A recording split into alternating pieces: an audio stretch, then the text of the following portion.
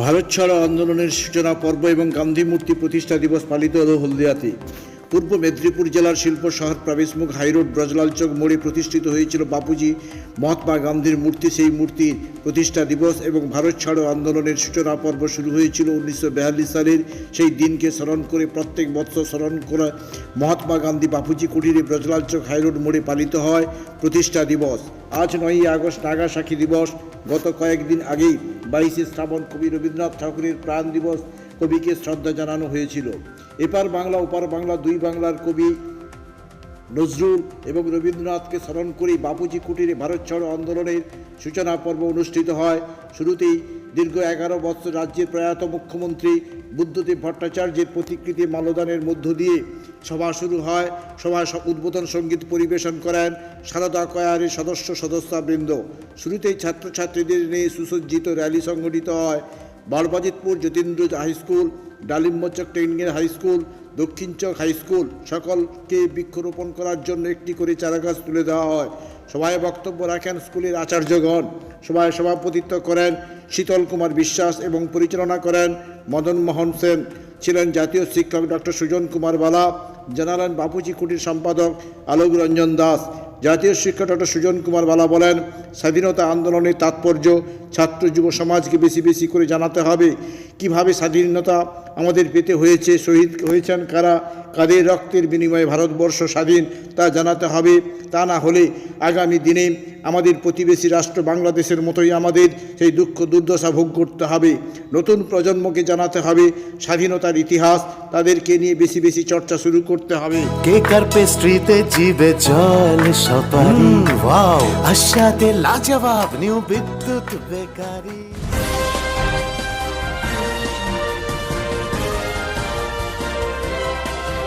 তারপরে সেখানে মহাত্মা গান্ধী জাতীয় কংগ্রেসের যে সিদ্ধান্তটা ঘোষণা করেন যে এই আন্দোলনটা সব দিক দিয়ে সর্বোচ্চ স্তরে নিয়ে যেতে হবে এবং ডুয়োটাই অল ইন্ডিয়া ও অল ইন্ডিয়া, যেখানে সকলকে ঝাঁপিয়ে পড়তে নির্দেশ দেওয়া হয়েছিল।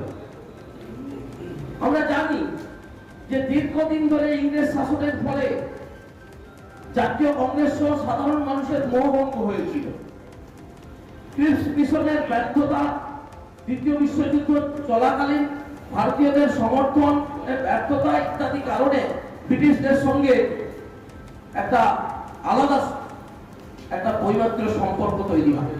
তখন কি অবস্থা, সেই আন্দোলনকারী যারা একটা অগ্নিকাণ্ডে পরিণত করেছিল, একটা মুভমেন্ট করেছিল, একটা সংঘবদ্ধ করেছিল 1985 সাল থেকে। সুভাষচন্দ্র কোনদিন গান্ধীজির পর্যালোচনা সমালোচনা করেনি অহিংস করে, আর একটা গান্ধীজির নেতৃত্বের নেতাজিকে আখ্যান দিয়েছিলেন। অর্থাৎ একদিকে বলা হচ্ছে অহিংসরা বলছে আমরা অহিংসার মধ্যে চলছি, আর যারা আন্দোলন করেছিল সংগ্রাম করেছিল তারা নাকি সহিংস। কোনো বক্তব্যকে বারবার উল্লেখ করে সময় নষ্ট করতে চাই না। আপনাদের সকলের উদ্দেশ্যে বলছি যে আমাদের ভারতবর্ষের যে অখণ্ডতা বজায় রাখার জন্য আমাদেরকে ঐক্যবদ্ধভাবে এগিয়ে যেতে হবে। আমার যথাযথ প্রণাম শ্রদ্ধা জানিয়ে আমার কথা শেষ করছি। শেষে আমরা ভারত ছাড়ো আন্দোলন ভারতবর্ষের স্বাধীনতা সংগ্রামের ইতিহাসে একটি মাইলস্টোন অবশ্যই, কিন্তু সত্যি সত্যি প্রশ্ন জাগে যে কেন বছরের পর বছর আমরা এই দিনটিকে স্মরণ করছি। বর্তমান সময়ের পরিপ্রেক্ষিতে আমার মনে হয় যে ভারত ছাড়ো আন্দোলনের এই যে স্মরণ অনুষ্ঠান তা অত্যন্ত প্রাসঙ্গিক হয়ে উঠেছে।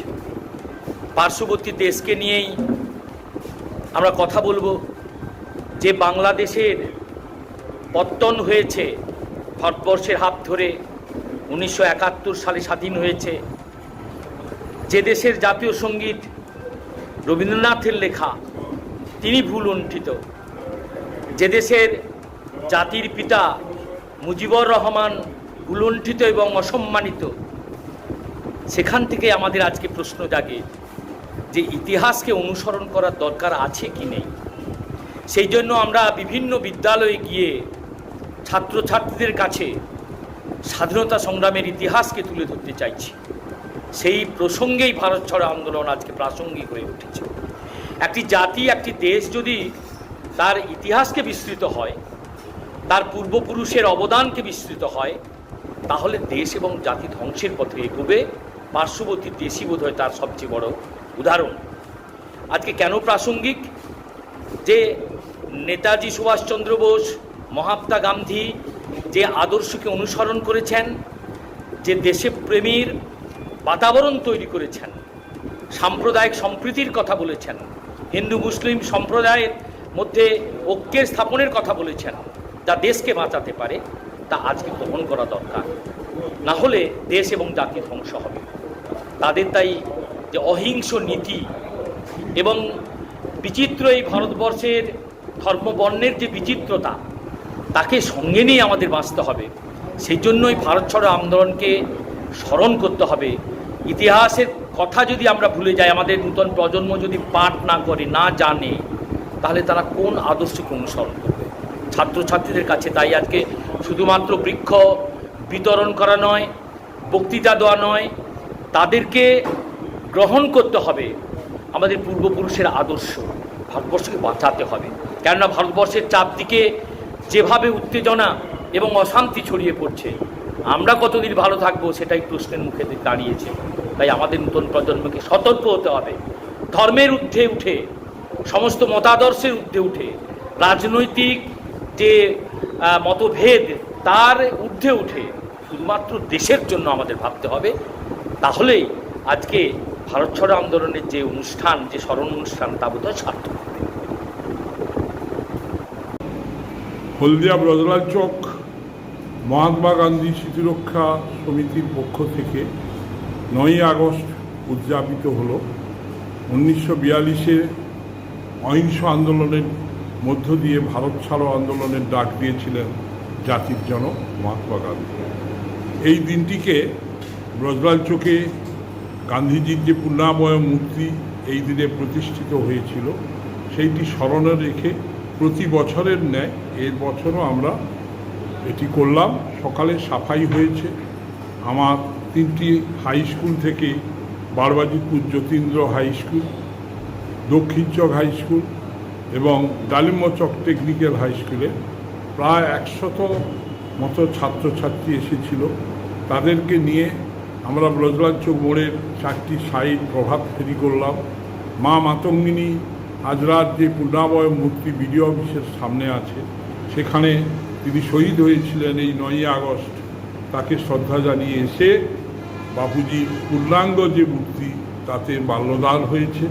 শহীদদের উদ্দেশ্যে মালা দিয়ে শহীদ স্মরণ অনুষ্ঠান হয়েছে এবং আমরা ছাত্রছাত্রীদের আগামী দিনে গান্ধীজির প্রতি যে তিনি যেভাবে ভারত ছাড়ো আন্দোলনের ডাক দিয়েছিলেন, তাকে স্মরণ রেখে দেশকে স্বাধীন রাখার ব্রত গ্রহণ করার আহ্বান করলাম এবং সঙ্গে সঙ্গে ছেলে মেয়েদের আমরা একটি করে চারা গাছ দিয়েছি।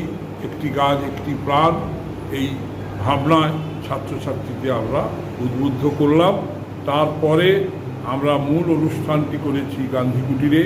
এখানে আমরা এসে গান্ধীজির মূর্তিতে যেমন মালা দিলাম এবং সেই সঙ্গে সঙ্গে বাংলার 2 কবি রবীন্দ্রনাথ, নজরুল, তাদের গলায়ও আমরা মাল্যদান করলাম এবং অত্যন্ত দুঃখের সঙ্গে আমরা বলার মতো ভাষা নেই, আমাদের মাননীয় মুখ্যমন্ত্রী, অবসরপ্রাপ্ত মুখ্যমন্ত্রী, তিনি প্রয়াত হয়েছেন গতদিন 8:20 তাকে শ্রদ্ধা জানিয়ে তার স্বচ্ছতা এবং তার নিরহংকার আচার আচরণ, দেশের প্রতি তার দেশাত্মবোধ এবং তিনি যে জীবনযাপন করেছিলেন এবং কৃষি শিল্পের সমন্বয় ঘটিয়ে পশ্চিম বাংলাকে স্বাবলম্বী করতে চেয়েছিলেন। দুর্ভাগ্য তাকে অনেক মন্ত্রিসভা থেকে ভেঙে যায়, পরবর্তী পর্যায়ে তৃণমূল ক্ষমতায় আছে, কিন্তু তিনি যেভাবে দেশের স্বাধীনতাকে অক্ষুণ্ণ রেখে দেশ গঠনে সহযোগিতা করেছিলেন তার প্রতি আমরা শ্রদ্ধা জ্ঞাপন করেছি। আমরা শোকপ্রস্তাব নিয়েছি এবং তার আত্মার শান্তি কামনা করে আমরা আজকের এই অনুষ্ঠানে 1 মিনিট মৌন পালন করেছি। তার আত্মা শান্তি লাভ করুক, পরমাগতি লাভ করুক, ভগবানের কাছে এই কামনা আমরা করেছি। এবং বিভিন্ন বক্তা আজকের অনুষ্ঠানে ছিলেন। আমাদের ডক্টর সুজন বালা, জাতীয় শিক্ষক এবং রাষ্ট্রপতি পুরস্কারে ভূষিত, ডক্টর কৃষ্ণেন্দু আমাদের যে প্রধান শিক্ষক দক্ষিণ চক হাই স্কুলের তিনি ছিলেন, আর ডালিম্বচক টেকনিক্যাল হাই স্কুলের প্রধান শিক্ষক ছিলেন অমিতাভ নন্দ। বিশেষ কারণে আমাদের বিধায়ক আসার কথা থাকলেও আসতে পারেননি। বিডিও সাহেবও আমাদের প্রশাসনিক কাজে থাকার জন্য জানিয়েছেন, আসতে পারেননি। এবং আমরা যারা ছিলাম বা যারা যে অতিথিদের পেয়েছিলাম তাদের সম্মিলিত প্রয়াসে আজকের দিনের তাৎপর্য বিশ্লেষণ হয়েছে এবং আগামী দিনে যাতে ভারতবাসী আমরা এক থাকতে পারি, পাশের রাষ্ট্র যেভাবে বিশৃঙ্খলভাবে মর্মান্তিকভাবে বঙ্গবন্ধু মুজিবরের মূর্তি ভাঙা এবং জাতীয় সম্পদ ইন্দিরা গান্ধীর যে অডিটোরিয়াম সব ভেঙে চুরে বইপত্র সব চুরমার করেছে, তার প্রতি ধিক্কার জানাই। কারণ এইভাবে কোনো দেশের উন্নতি ঘটে না।